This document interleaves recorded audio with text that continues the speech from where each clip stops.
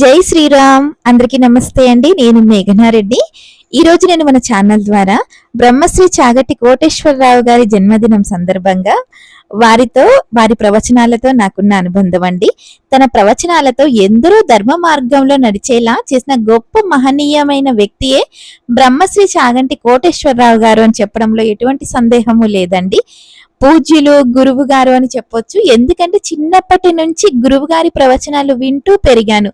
వారి బోధనల వల్లే కుటుంబ విలువలు, పెద్దల పట్ల గౌరవం, సంస్కారం నేర్చుకున్నాను. నేను తెలంగాణలో పుట్టి పెరిగినా కూడా గురువుగారి ప్రవచనాలు వింటూ పెరగడం వల్ల గోదావరి ఆంధ్ర యాస నా మాటల్లో తెలియకుండానే కలిసిపోయిందండి.